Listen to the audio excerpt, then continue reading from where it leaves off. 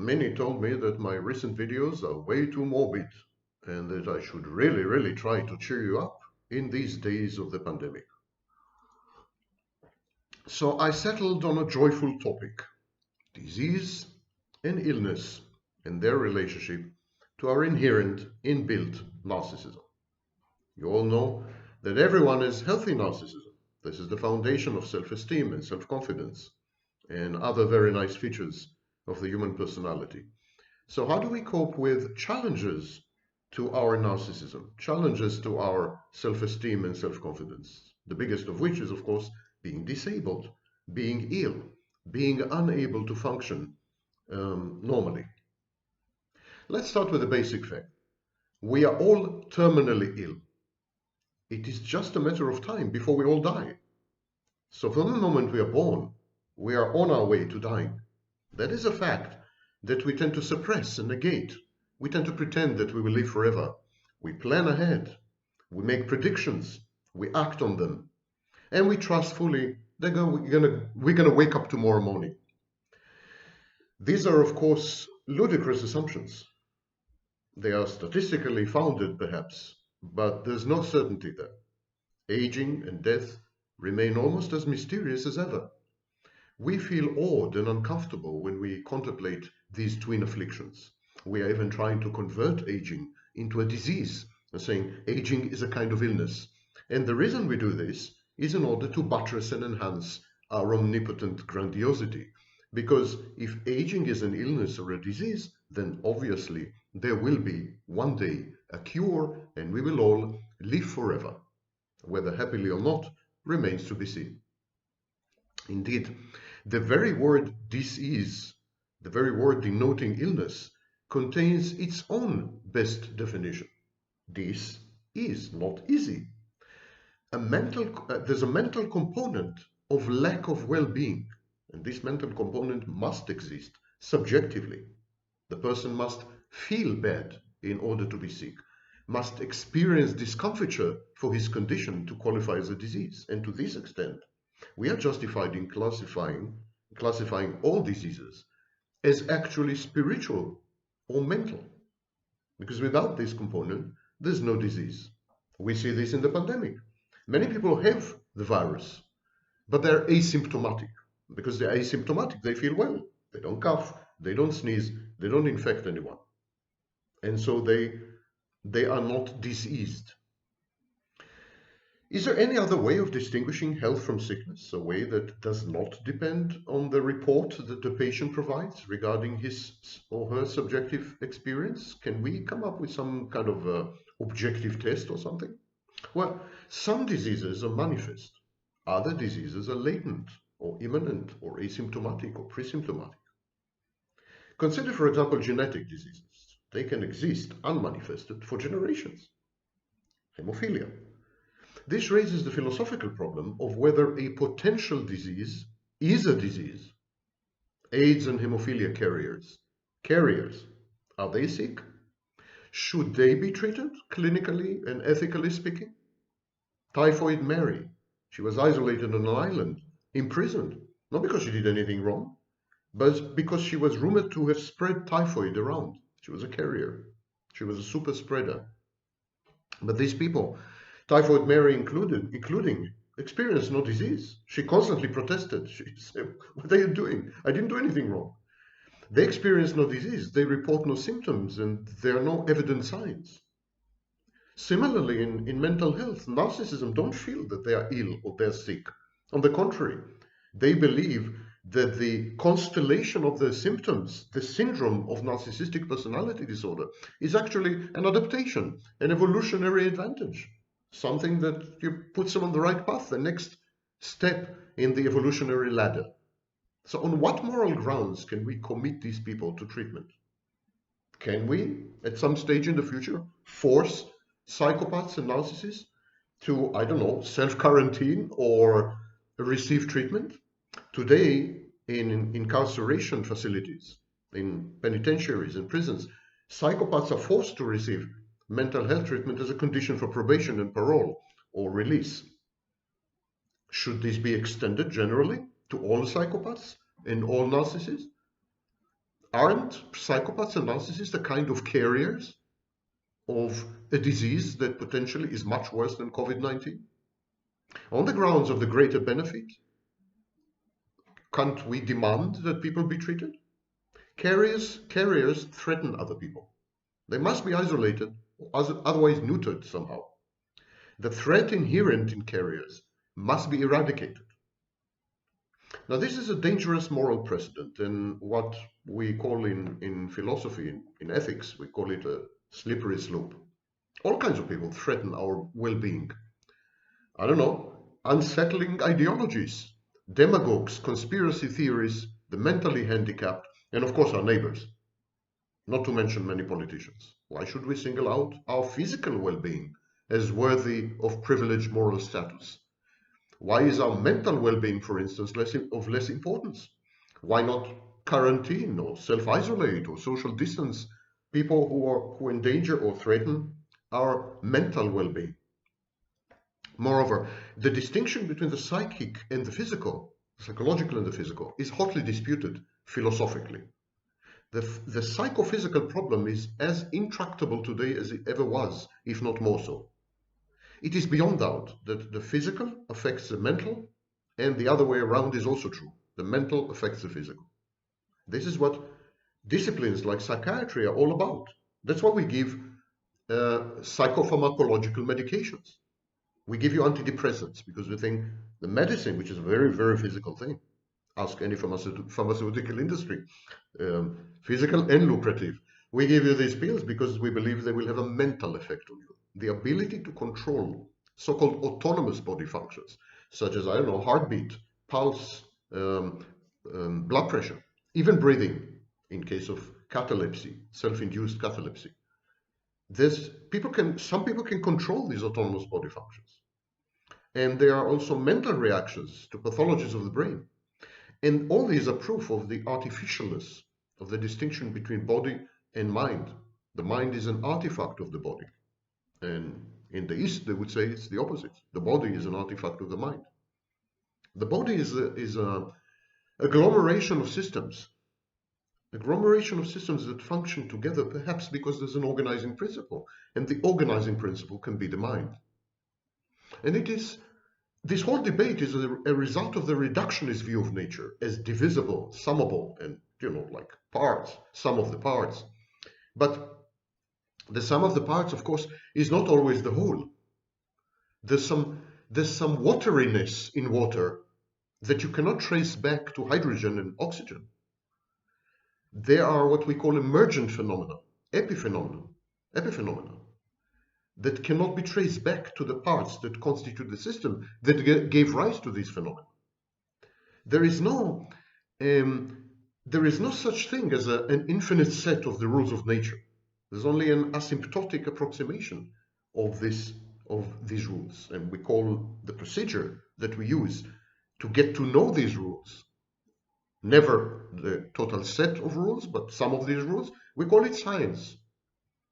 The distinction between the patient and the outside world is both superfluous and wrong.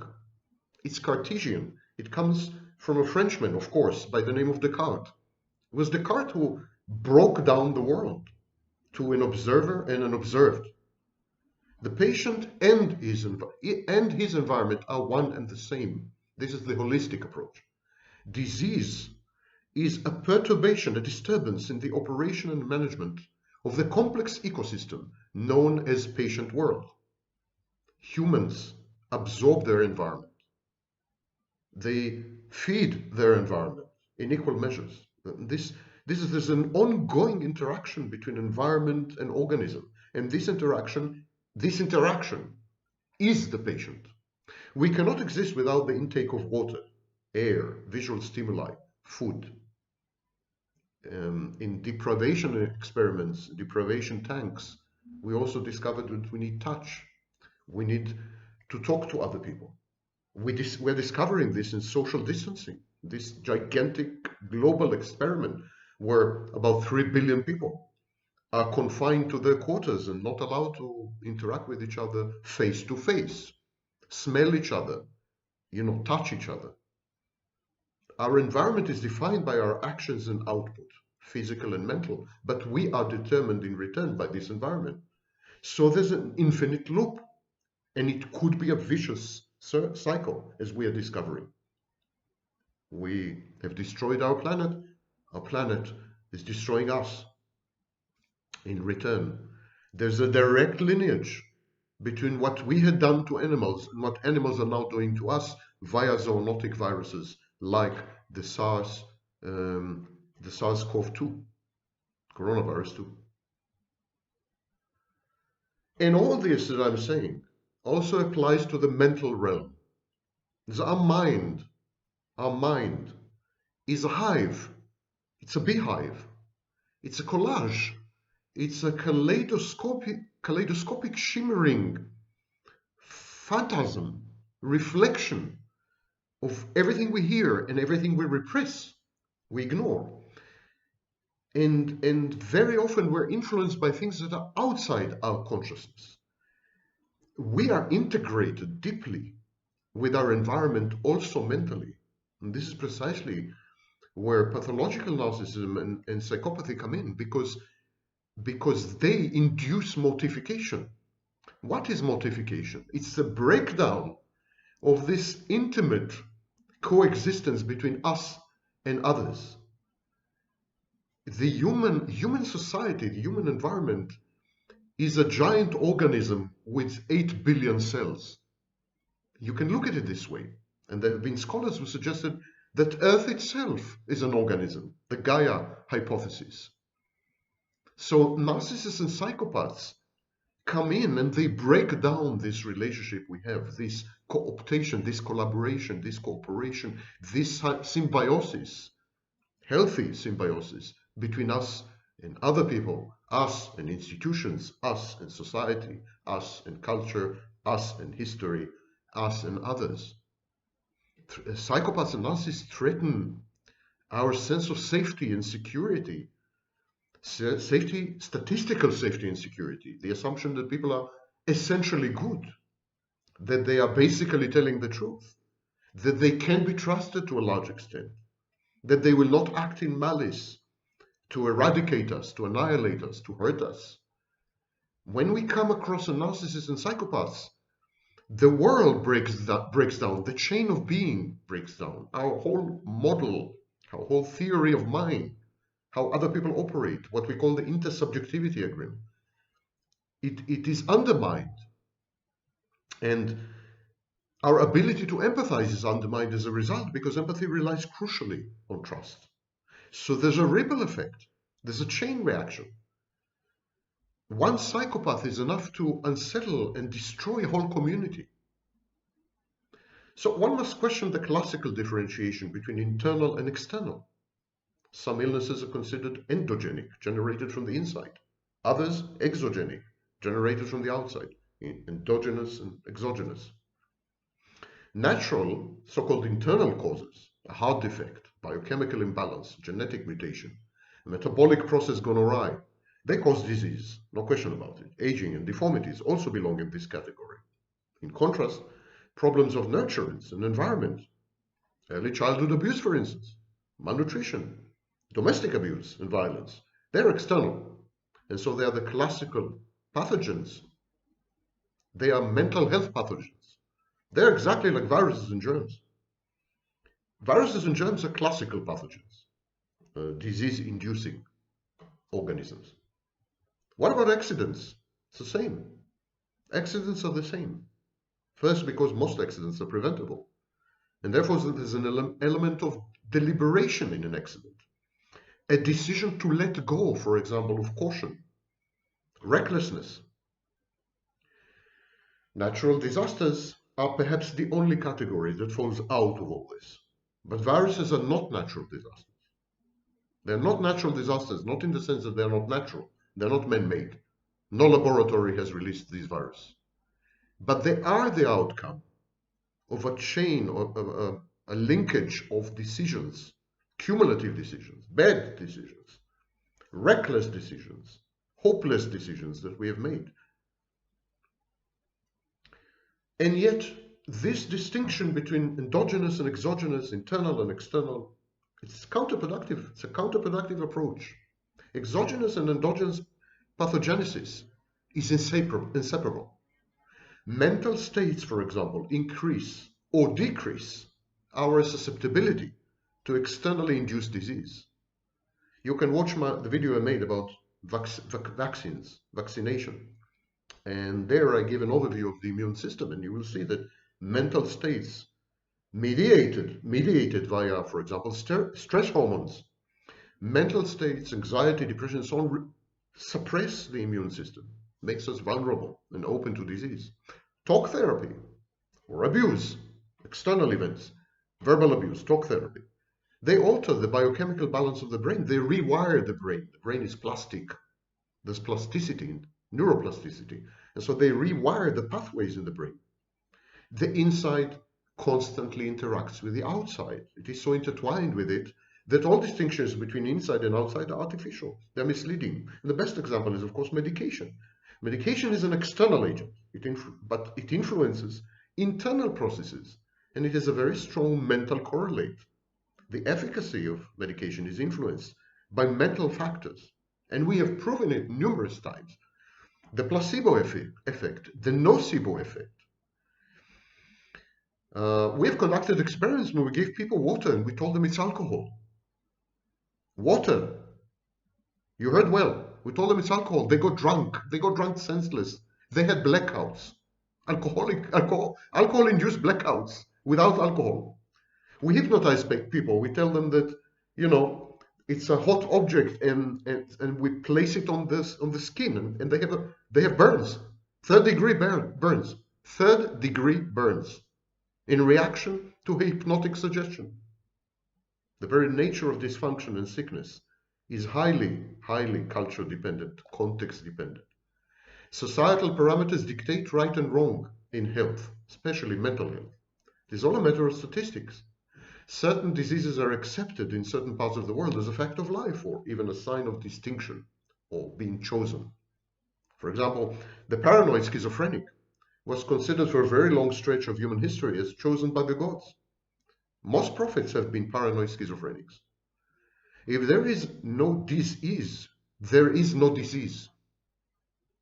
That the physical or mental state of a person can be different does not imply that it must be different, or even that it is desirable that it should be different. Depends. In an overpopulated world, sterility might be the desirable thing. We may come to a situation where we encourage people to be sterile. China had a one-child policy for a very long time. You know what? In an overpopulated world, overpolluted, overflowing, where resources are not allocated rationally, because had they been allocated rationally, we could have supported a population of 30 or 40 billion. But they're not allocated rationally. 1/3 of all food is thrown to the garbage, for example. Fact, shocking fact. Well, that's the state of the world. Then in this kind of world, the occasional pandemic is not such a bad thing. There is no such thing as absolute dysfunction. Absolute right, absolute wrong, absolute black, absolute white. This is a splitting infantile defense mechanism to think this way. We call it dichotomous thinking. The body and the mind always function, and they always function together. They adapt themselves to their environment. And if the environment changes, they change. Personality disorders are the best possible response a child has to abuse. Personality disorders are adaptive. That's why they're so difficult to heal and eradicate later in life, in adulthood, because for a very long period of time they had worked. They did their job. They protected the child. They shielded the child.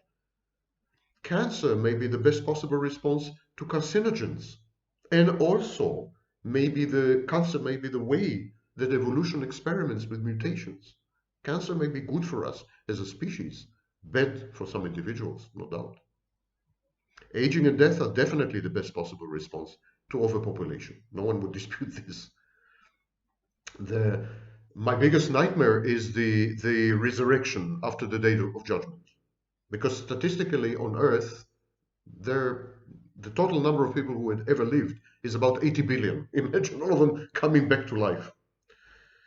Perhaps the point of view of the single patient is incommensurate with the point of view of the species, but this should not serve to obscure the issues and derail a rational debate.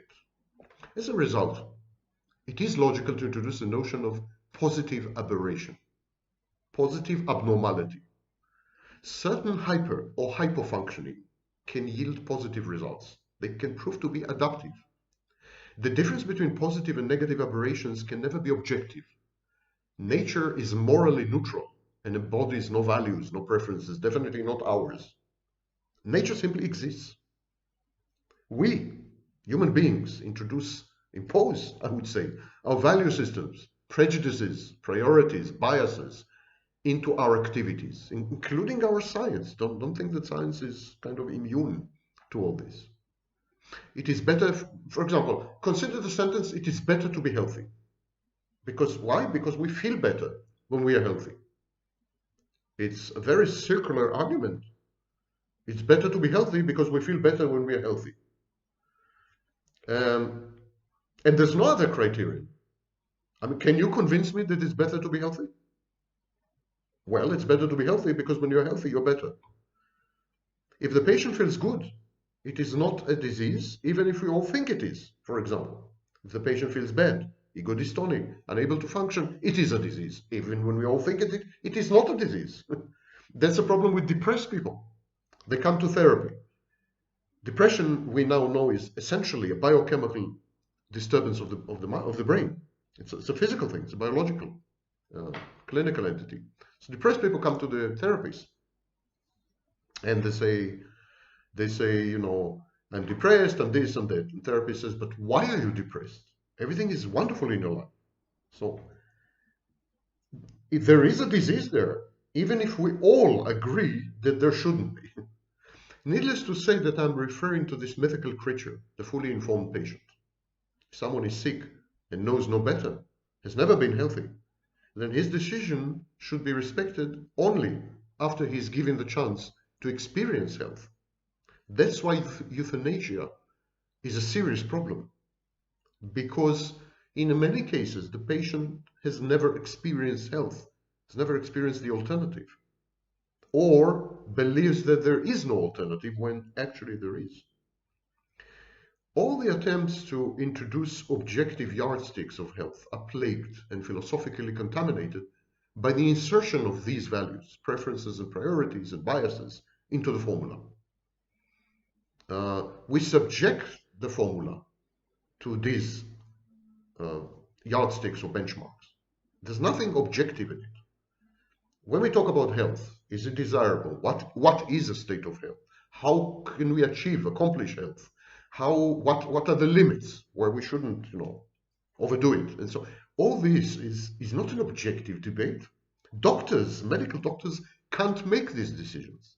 That's why when I'm watching the press conferences of the COVID-19 task force, there's an enormous confusion between objective medical facts and value systems.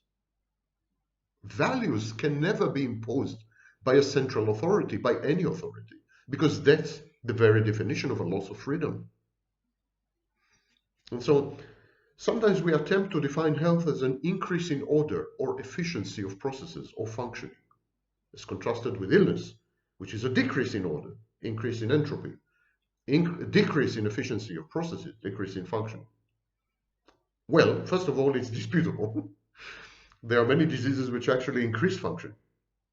For example, autists are very good with mathematics. And narcissists and psychopaths thrived in Nazi Germany. So not all diseases are, So first of all, it's disputable. But there's also, this dichotomous dyad also suffers from a series of implicit value judgments. For instance, why should we prefer life over death? Why order is better than entropy, disorder, chaos?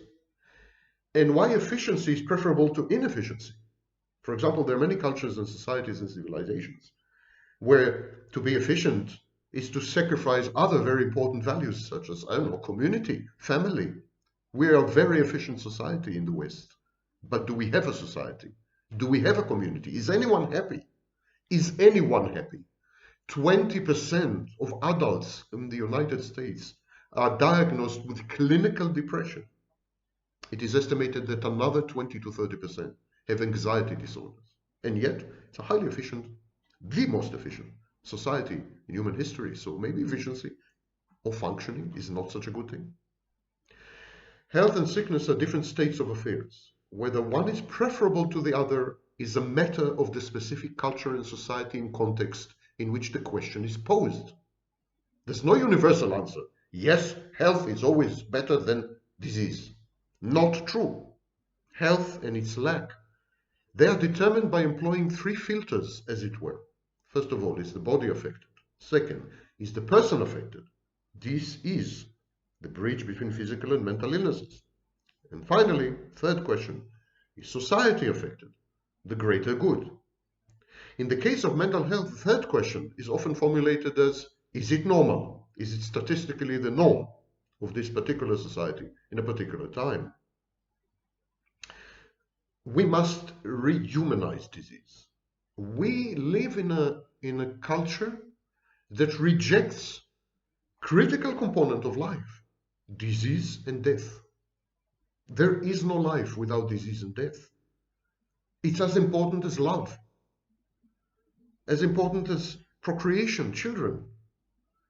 We must reintroduce disease and death, make friends with them, accept them as ineluctable stages in the wonderful cycle that is human life.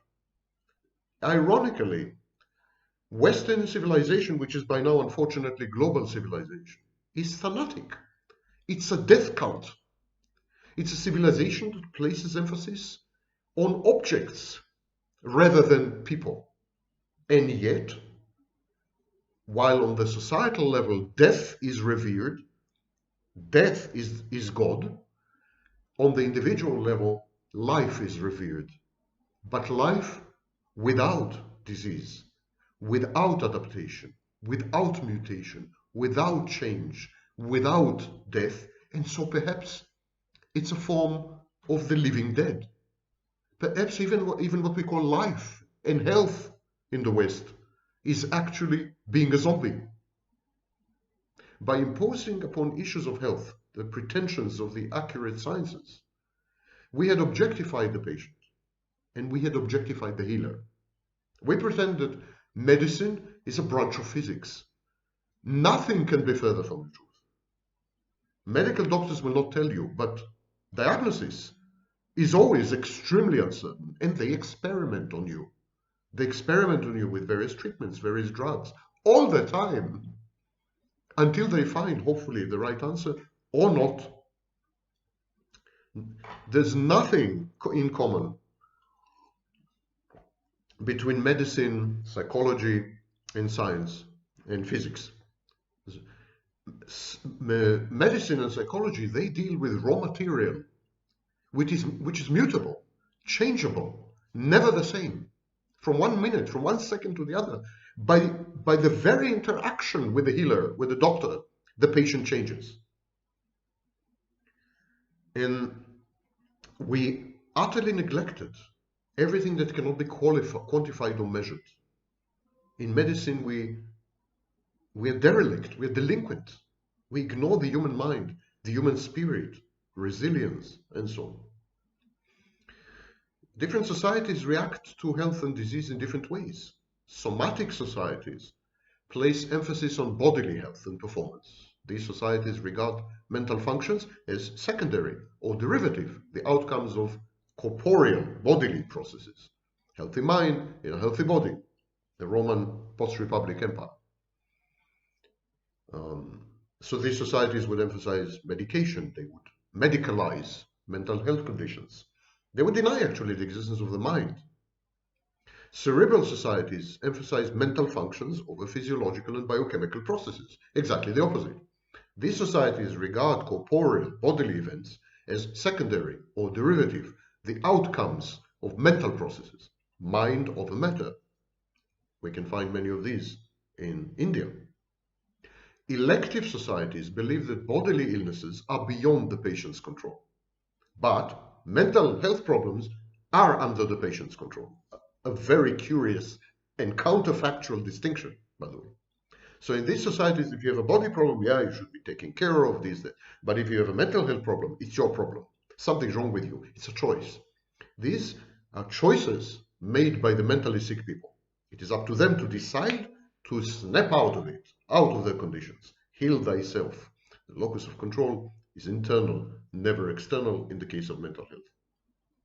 Providential societies believe that health problems both physical and mental, they are the outcomes of the intervention or influence of a higher power, God, fate. Thus, diseases carry messages from God, and they are the expressions of a universal design and a supreme volition. The locus of control is external, and healing depends on supplication, ritual, and magic. In countries such as Russia, it's still very prevalent. And finally, medicalized societies believe that the distinction between physiological disorders and mental disorders, dualism, this distinction is spurious, is wrong, and is a result of our ignorance. All health-related processes and functions are bodily. There's no such thing as mental. They're all grounded in human biochemistry and genetics and in hardware. Wetware is hardware. There's nothing there. What we call the mind is our experience of our own hardware. So it's just a label. It doesn't describe anything ontological, any real entity. As our knowledge regarding the human body grows, many dysfunctions hitherto considered mental will be reduced to their corporeal body components. So we used to think that schizophrenia, paranoia is a mental disorder. Now we know it's actually a disorder of the brain. Same with depression, and shortly with anxiety. So many so-called mental health disorders are fast becoming actually medical problems. Same as tuberculosis or COVID-19. But what about the subjective experience of disease? How does the patient feel? There is one place in which one's privacy, intimacy, integrity, and inviolability are guaranteed, and that is one's body. The body is a unique shrine, it's a temple. It's a familiar territory of sensor and personal history. The process of chronic disease or any disease, it invades the body, it defiles the body, desecrates this shrine. And it does it publicly, enhancing the sufferer's sense of helplessness and utter humiliation. It's, in other words, a narcissistic mortification. Hence the all-pervasive, long-lasting, and frequently irreversible effects and outcomes of illness, whether short-term but threatening and abrupt, like COVID-19, or long-term and intractable. In a way, the patient's own body is rendered his worst enemy. It is corporeal bodily agony that compels the patient to mutate, his identity to fragment, his ideals and principles to crumble. The body becomes an accomplice of the affliction, an uninterruptible channel of communication between the patient and that which threatens the patient, the threat, the horror out there. The body becomes a treasonous, toxic, poison territory, not a friend. We make friends with our body. We have the proprioception. We have a map of our body in our mind. That's why when something is amputated, we still feel it because it's in the map. The map survives. The map survives any mutilation. And we still interact with a missing arm because we interact via the map, not via the arm. And so we are very intimately, the most intimate relationship we have is with our body. So a disease fosters a humiliating dependency of the diseased and the abused and the patient on medicines, on doctors, on bureaucracies, on therapists.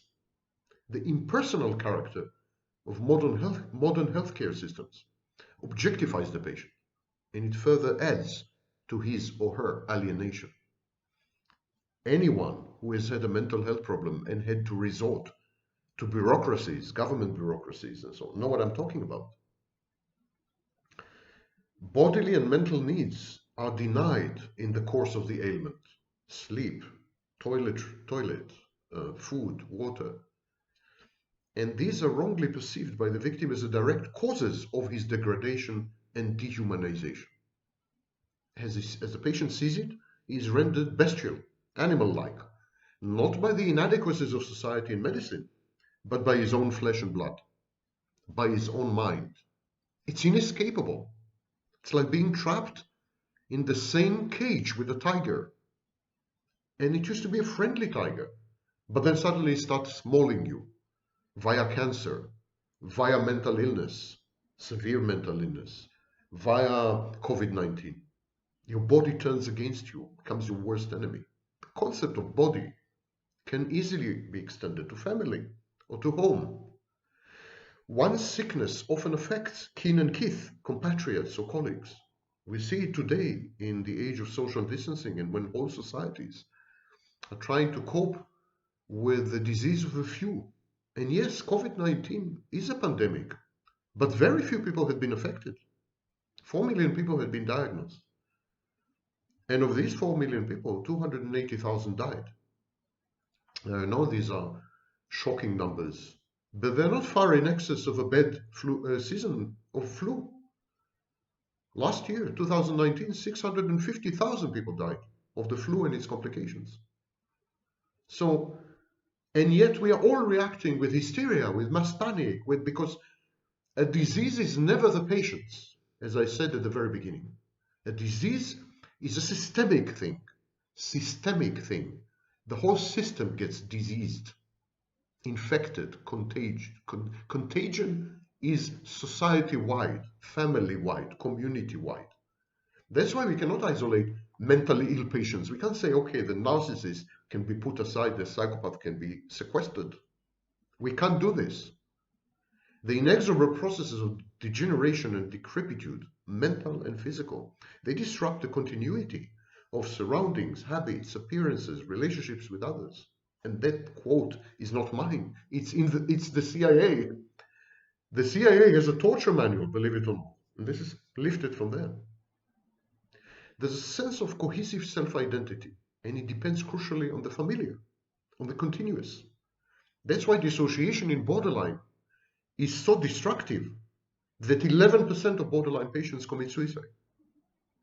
By attacking both one's biological body and one's social body and one's mental body, the patient's psyche is strained to the point of dissociation.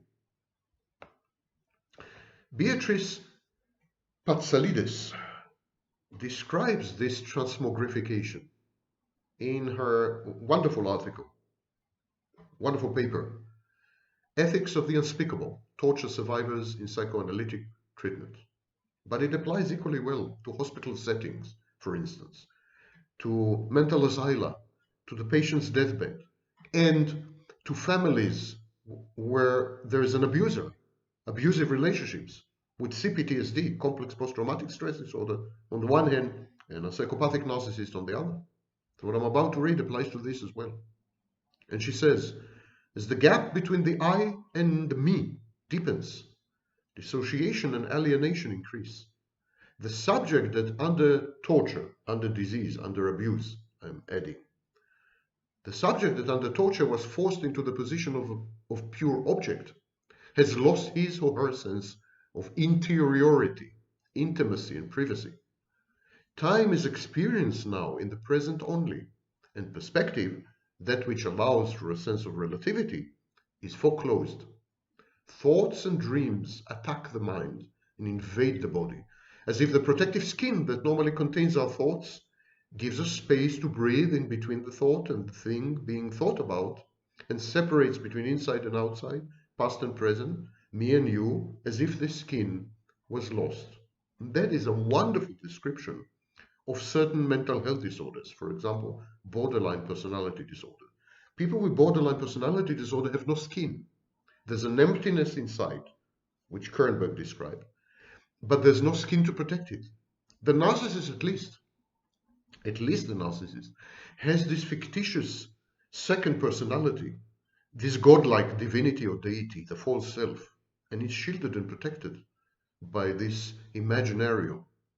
Not so the borderline. The borderline failed to develop narcissism, as Rothstein described. Illness robs the patient of the most basic modes of relating to reality and is the equivalent of cognitive death. Space and time are warped by sleep deprivation, for example. The self, the I, is shattered. The chronically sick have nothing familiar to hold on to. Not family, not home, not personal belongings, not loved ones, not language, not name, no identity, nothing. They are reduced to body organs in hospitals. Patients of COVID-19 had to die alone, as no one could get near them, was allowed to get near them. And gradually, patients, mental and physical, lose their mental resilience and sense of freedom. They feel alien, no agency, no self-efficacy. They feel unable to communicate, to relate, to attach, to empathize with others. Terminal or debilitating illness splinters early childhood grandiose narcissistic fantasies of uniqueness, omnipotence, invulnerability, and impenetrability. But this kind of illness enhances the fantasy of merger with an idealized and omnipotent, though not always benign, other. So patients tend to kind of become codependent on the medical doctor, even though the medical doctor inflicts huge pain on them, usually agony. The twin processes of individuation and separation are reversed. There's a regression in illness, mental or physical. There's a regression. The individuation separation is rewound fast backward, and there's a regression to infantile states. The patient becomes an infant. Being treated for an illness is the ultimate act of perverted intimacy. The medical professional invades the victim's body or probes his psyche if he's a psychiatrist. Bedridden, deprived of contact with others, and starved for human interactions, the patient bonds with his caregiver. And that's, of course, the Stockholm Syndrome. Patients, mental and physical, are hostages of their own bodies, and then secondary hostages of the medical healthcare system, and more specifically, doctors, psychiatrists, psychologists, therapists, medical doctors. And so we have even pathological phenomena such as Munchausen syndrome, where people fake factitious disorder, they fake the disease. Traumatic bonding, akin to the Stockholm syndrome, is about hope and about the search for meaning in a brutal and indifferent and nightmarish universe, such as the hospital or mental asylum, or even the outpatient clinic, or even the therapist clinic. The medical doctor, the therapist, the psychiatrist becomes the black hole at the center of the victim's surrealistic galaxy, sucking in the sufferer's universal need for solace. For Sakor, the victim tries to control his caregiver by becoming one with the caregiver, by introjecting the caregiver, by appealing to the practitioner's presumably merely desensitized humanity and empathy. Somewhere there, it's just that he has seen too much. There's the belief that the empathy and humanity of the medical doctor who is treating you, the psychiatrist who is treating you, they can be evoked, they can be elicited with the right kind of behavior. So there's an adaptation, there's a kind of acting taking on. Does it sound familiar? Of course it does. Patients become narcissists. Narcissists, manipulative, pretentious, fake, self-centered, no empathy.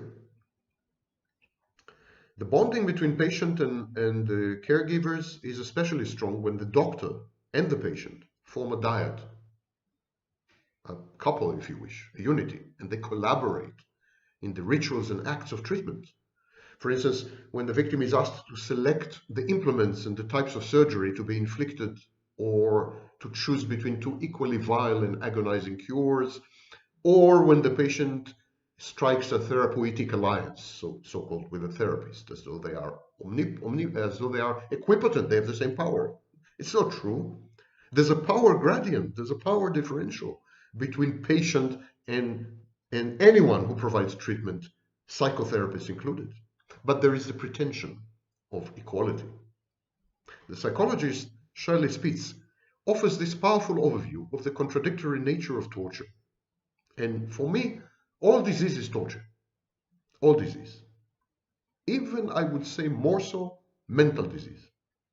So there's a seminar titled The Psychology of Torture in 1989, and she submitted a paper.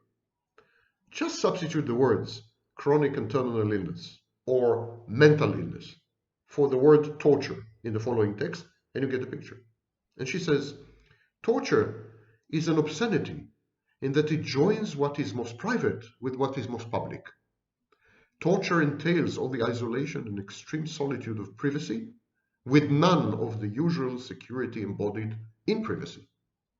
Torture entails at the same time all the self-exposure of the utterly public, with none of its possibilities of camaraderie or shared experience.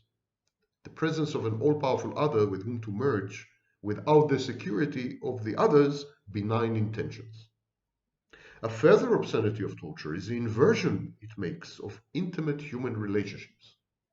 The interrogation during torture, the treatment during the surgery, during the disease, the treatment, the intubation in COVID-19, the CBT in a therapist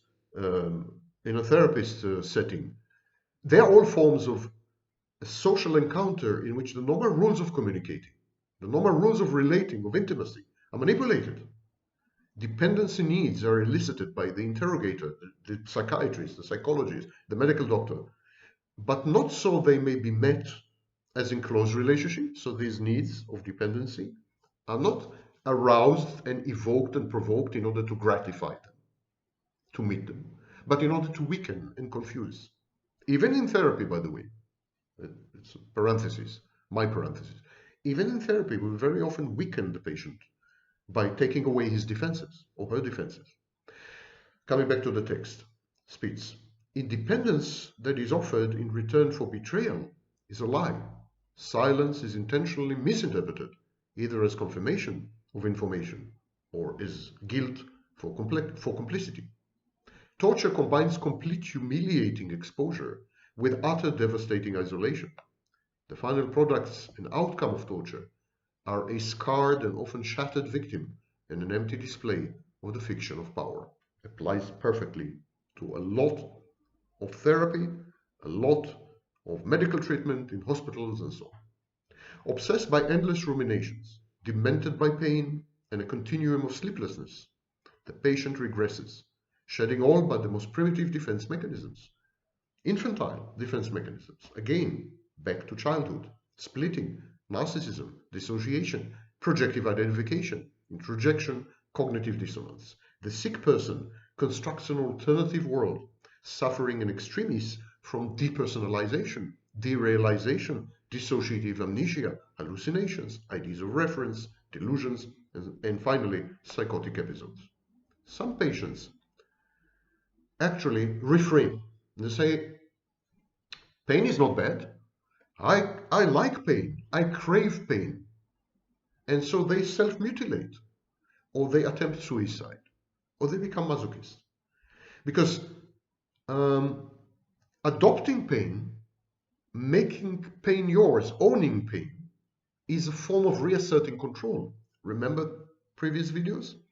External mortification is difficult to cope with. It's difficult to feel helpless. It's difficult to feel disempowered. So you create an internal mortification. You say, actually, whatever happened, I made it happen. It's my fault. I led to it. I controlled it. Pain? It's nothing. I love pain. Give me more. Give me more. I want pain. It's proof and reminder of the individuated existence of such people. And because the incessant process of disease blurs the boundaries between you and the world, between you and others. You feel that you are disintegrating, that you are dissipating, you are like diluted in some kind of a universal fluid. So this is owning pain, embracing pain is a way to actually look at me, look at it as a physical manifestation. It's a way to create a boundary. Pain shields the sufferer from disintegration and capitulation. It preserves the veracity of his unthinkable and unspeakable experiences. Pain is like a decoration for valor, a medal, medal for courage under fire. something to be proud of, something to flaunt. And you know all these patients that never stop talking about the disease and how horrible the disease, what happened to them was, and they go into details and they give you all the very disgusting, because they're proud of their disease.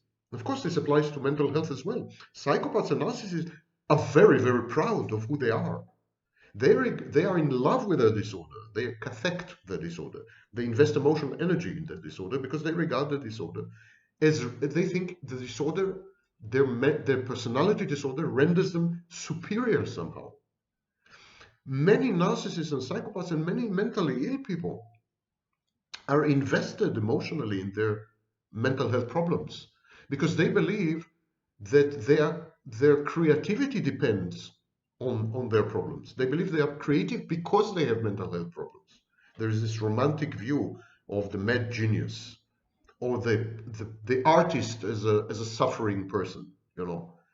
And they believe that if the therapist, for example, were to take away the mental illness, they would be left without a spark, without the spark of life. They identify life with mental illness.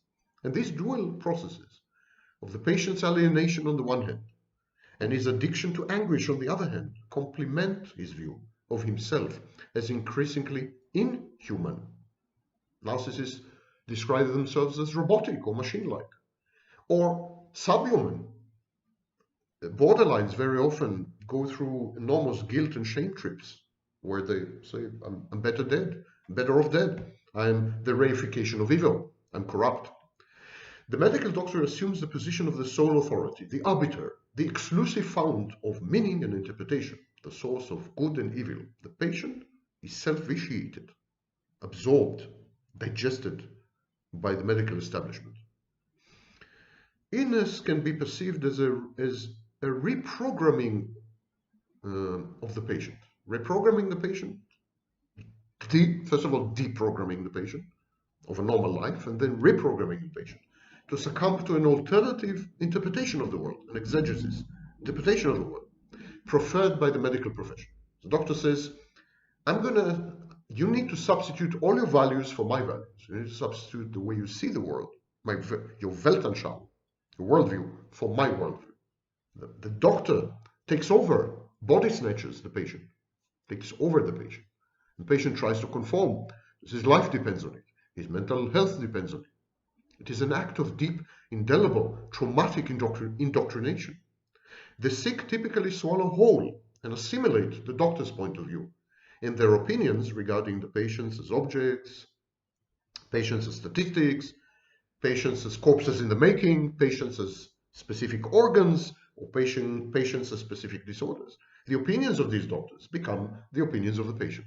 It's very common for a patient to say, I'm a narcissist. But of course, or I'm a borderline, or I'm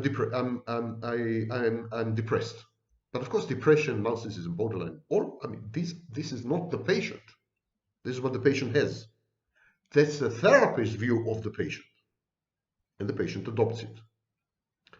At times, as a result, patients are rendered suicidal, self-destructive, or self-defeating if the medical professional is too overbearing or too narcissistic. The situation is even much worse with mental illness, because mental illness is a form of chronic illness. Chronic disease has no cut-off date, no hopeful horizon, not even death. The sounds, the voices, the smells, the sensations, the cognitions, the emotions, they reverberate long after each episode has ended, both in nightmares and in waking moments. The patient's ability to trust, the rationality and benevolence of the world is irrevocably undermined.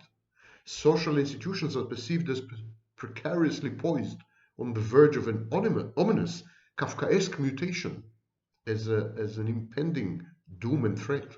Nothing is safe, nothing is credible anymore. Long-term patients typically react by undulating between emotional numbing and increased arousal, insomnia, irritability, restlessness, attention deficits.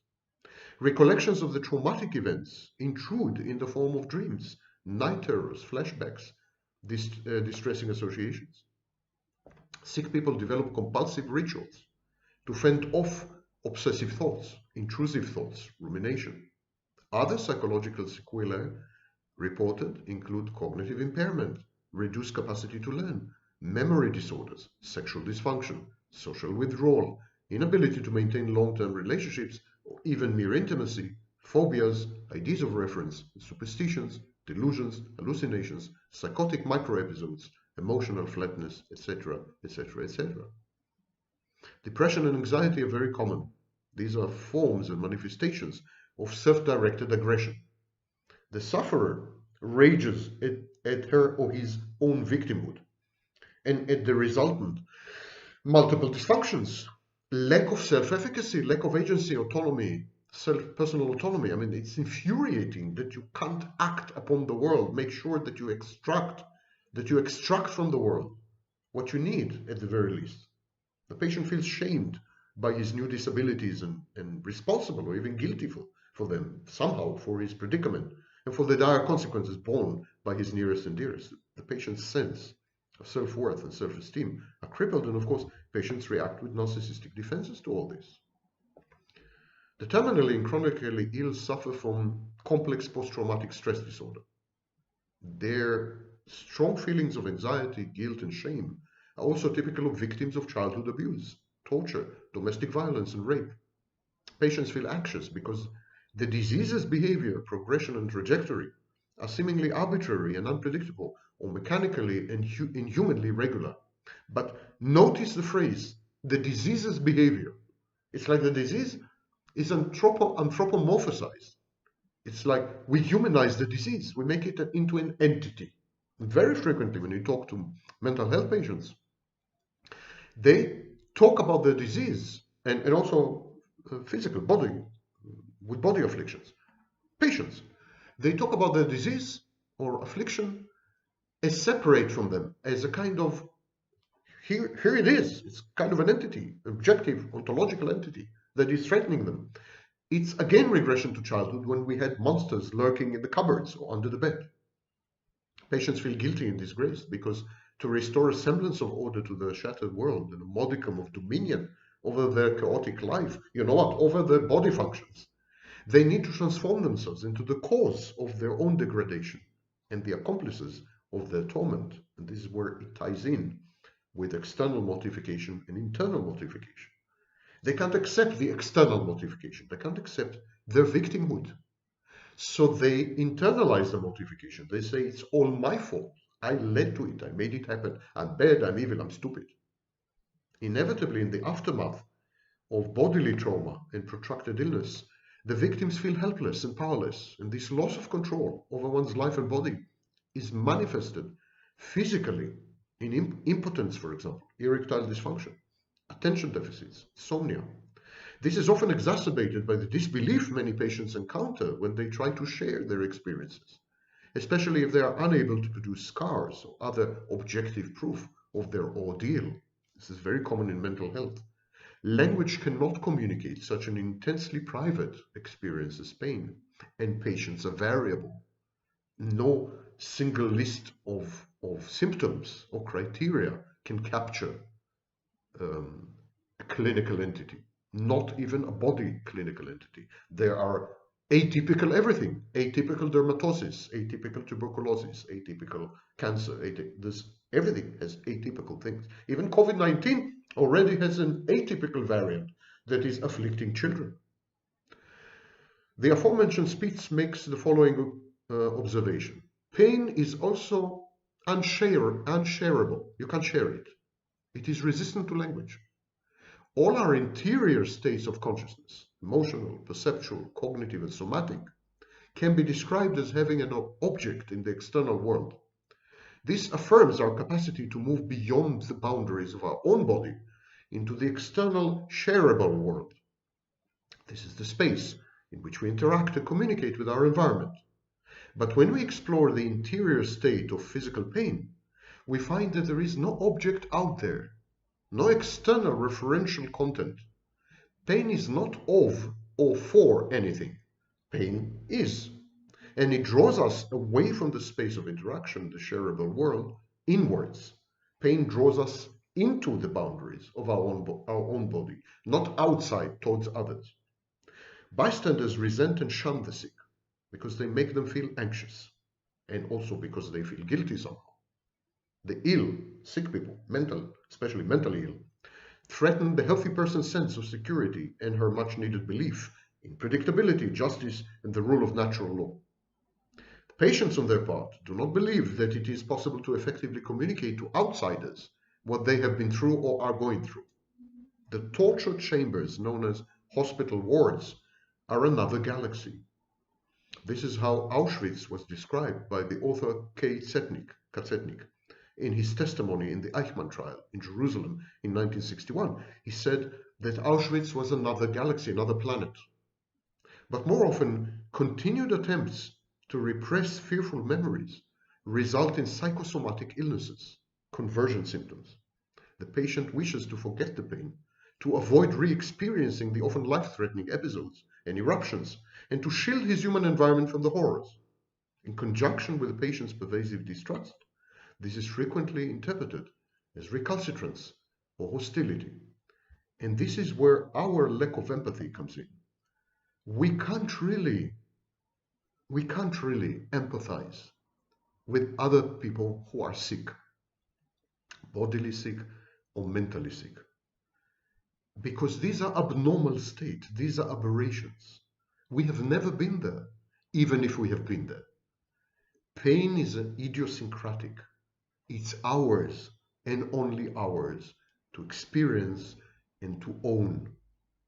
And this perhaps is the biggest lesson we all can have when we are dealing with the outcomes of pain, such as narcissists and psychopaths. These are victims. These are post-traumatic states. The psychopath has genetic component, brain dysfunctions, but still, we should not, of course, let ourselves become victims, but we should absolutely not demonize disease in all its forms.